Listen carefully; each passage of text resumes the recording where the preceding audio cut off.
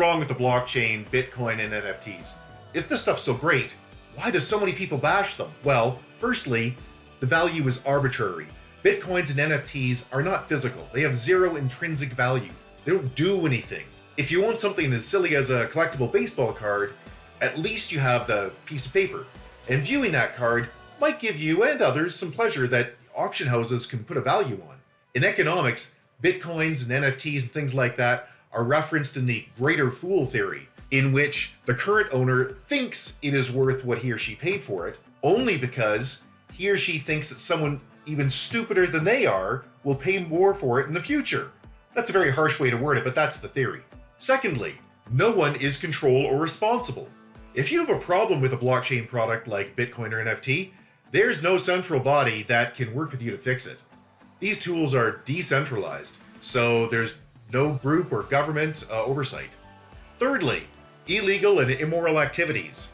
Because no one is in charge of these records of ownership, and they're just long strings of numbers. Nowhere on the blockchain is there a name and an address field. Bitcoin makes it impossible for the police or even federal governments to trace the source and destination of a transfer.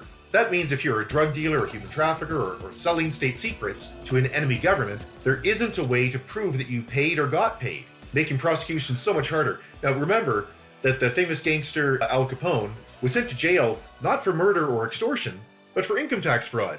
Law enforcement usually tracks down the real bad guys by following the money trail, which really doesn't exist with blockchain products like Bitcoin. Fourthly, mining is very expensive and getting more expensive quite literally every day. It is conventional wisdom that all things digital have a near zero cost. But Bitcoin's math problem is now so complex that Bitcoin miners must use vast amounts of computing power to find the next coin. And that means that huge amounts of heat are produced, vast amounts of air conditioning are required, and substantial amounts of land are needed to house those computers. But most importantly, giant amounts of electricity are used. All totaled up, Forbes and other reliable sources calculate that the cost of producing a Bitcoin today, a single one, is somewhere around $10,000. Now that depends on the price of the inputs like the electricity in the country and so on and so forth, but that's a good round number.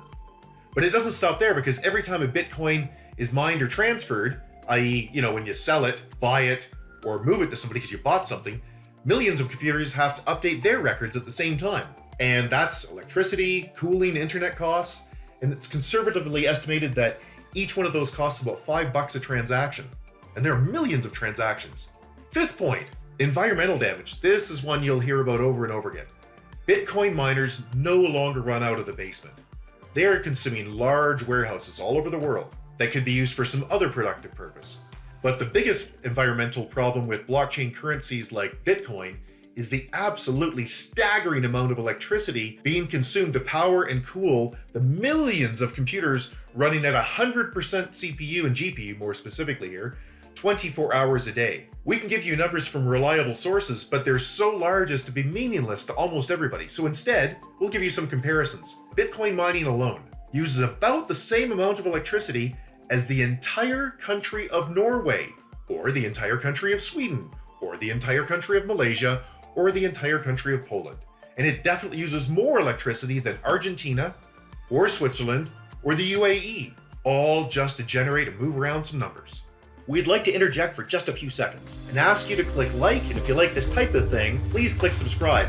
Both of those things make a huge difference in the Google algorithm. We mostly talk about electric vehicles, the energy industry, and high technology. And we take on both sides of issues. We try to stick with facts. Thanks. Back to the show. Real world part shortages for real industries is the sixth criticism. Because the cost to mine a new Bitcoin is about $10,000 and the price of a Bitcoin today is somewhere around $50,000, there is an insatiable demand for the computer chips that can perform the complex Bitcoin mining operations. This is one of the main reasons for the global computer chip shortage that has idled dozens of major auto factories, limited game console production, turned $200 video cards into $600 video cards. Supply and demand there. Price goes up. It's delayed the new Apple iPhone, and it slowed production of current models. And it's also the reason why my new Dell laptop is on an 8-week back order. The 2021 chip shortage is nothing short of a full-blown crisis in many important industries. For example, General Motors says that because they won't be selling as many vehicles, they will lose $2 billion in profit. Ford said the same thing, except they expect to lose about $2.5 billion in profit. Number 7, costly services. While it costs about $10,000 to mine a new Bitcoin, even cheaper products like NFTs, the art tokens, cost about $100 each. That is not the next to free mindset that most people have when they think about digital products. 8th issue, slow service. Because blockchain products like Bitcoin need to have their changes replicated on millions of computers around the world before they can be fully validated, Bitcoin can only make about 4.5 transactions per second. Compare that to Visa that processes about 1,700 per second on average and can process more than 10,000 per second at peak times like Boxing Day and Black Friday. Number 9, complexity. To even buy a single Bitcoin, you need some sort of a digital wallet, which is not a simple app that you just download and register. It's complex.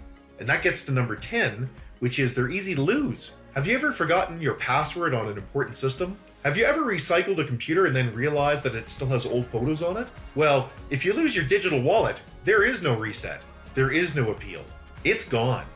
So say, for instance, your computer gets hacked or it dies. That money is gone forever. This is a much bigger problem than you think. In January 2021, the New York Times ran an article titled, "Tens of Billions Worth of Bitcoin Have Been Locked Up by People Who Forgot Their Key." There's also the legendary stories of people that mined a few Bitcoin a few years ago when Bitcoin was easy to mine on their old computer, and they've forgotten about it, and so they've thrown it out. And now they've realized that they effectively threw out hundreds of thousands of dollars. There's no way to get it back. Number 11. Theft. In an effort to avoid the serious complexity problems of using a digital wallet yourself, many people have turned to Bitcoin exchanges, which also will operate digital wallets for you. Just think of them as completely unregulated, pretty much fly-by-night banks that attempt to keep your Bitcoin safe. Now, a lot of these are serious companies, but a lot of them aren't. So this sounds like a great idea because you just give them money and it's converted into Bitcoin and saved for you. And that's the case unless the Bitcoin exchange is hacked or the owners or the staff are crooks. We have a fascinating story on Quadriga titled, "Did the Crypto Exchange Boss Fake His Own Death to Steal All the Money?" And there's a super famous story about Mt. Gox exchange, which was an early cryptocurrency exchange, and the owners claimed that they were hacked and that money's just gone. Nothing you can do. And then there's technology change. Do you remember 8-track tapes or video discs, way older than DVDs, or even regular cassette tapes? If so, you know that technology that seems to be entrenched one year is gone the next. Because there's no central body that's accountable for blockchain products like Bitcoin or NFTs, there's no one to manage that next transition. Do you really want your savings tied up for 2 years while some tech tries to work out the technology to migrate? Yeah, me either. Okay, here are some Bitcoin quotes that you might find interesting. If you have less money than Elon Musk, you should probably watch out. That was Bill Gates a couple weeks ago. The same people who thought Bitcoin was expensive at $100 now think it's fairly valued at $30,000. It's a guy called J.M. Rim. Anderson Cooper says, Bitcoin is well known, though little understood. And Warren Buffett says, it doesn't do anything. It just sits there. It's like a seashell or something. And that's not an investment to me. And then, of course, Donald J. Trump says, I'm not a fan of Bitcoin or other cryptocurrencies, which are not money, and whose value is highly volatile based on thin air. And so the summary of all of this is that while these things are getting better, and there certainly is a future for blockchain technology for storing records, and there most definitely looks like a future for Bitcoin and NFTs as a fun place to gamble over the next few years. Just remember, it is gambling. But as we described, the value of items on the blockchain are arbitrary and prone to all kinds of abuses and problems. A Bitcoin, an art NFT, Ethereum, Litecoin, or any other digital currency is like the opposite of playing musical chairs with fake $1 million. When the music stops, you want to make sure that you are not the last person holding the last chair. Please put your comments below and we'll get back to you, usually within a day. If you like this video, we'd really appreciate it if you would click like. And if you like this type of thing, please click subscribe. Both of those things make a huge difference in the Google algorithm. We mostly talk about electric vehicles, the energy industry, and high technology. And we take on both sides of issues. We really try to avoid politics and the random opinion claims of either fanboys or political partisans. We try to stick with facts. And if you have any other questions and concerns, you can always get a hold of us at www.partisanissues.com. Thanks!